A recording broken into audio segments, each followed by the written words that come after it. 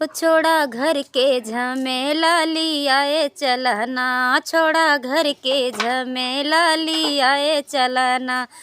ओ पिया प्रयागराज मेला लियाए चलना, पिया प्रयागराज मेला लियाए चलना।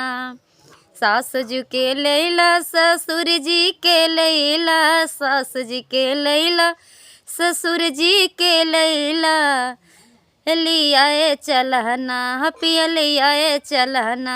देखब उहवा के खेला लियाए चलना, देखब उहवा के खेला लियाए चलना। छोड़ा घर के झमेला लियाए चलना, पिया प्रयागराज मेला लियाए चलना, पिया प्रयागराज मेला लियाए चलना। जेठ जी के लैला जेठान जी के लैला, जेठ जी के लैला जेठान जी के लैला पिया लियाए चलना, लियाए चलना। हो दिखब संगम त्रिवेणी लियाए चलना, देखब त्रिवेणी संगम लियाए चलना।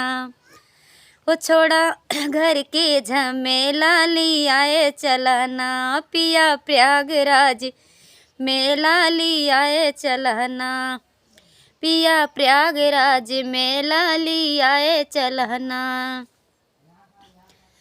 जेठ जी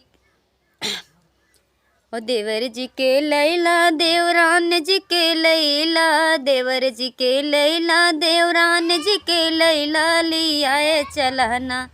वो देखब गंगा लहरिया लियाए चलना, देखब गंगा लहरिया लियाए चलना। पिया प्रयागराज मेला लियाए चलना, पिया प्रयागराज मेला लियाए चलना।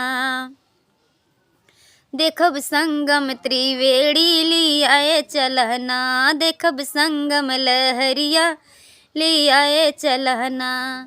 छोड़ा घर के झमेला लियाए चलना, पिया प्रयागराज मेला लियाए चलना। तो बहुत ही सुंदर गीत, क्योंकि एकदम शाम हो गया था, इसकी वजह से हमने बाहर ये गीत डाला है आपके लिए। कैसा लगा? और बहुत ही प्यारा गीत प्रयागराज मेला का।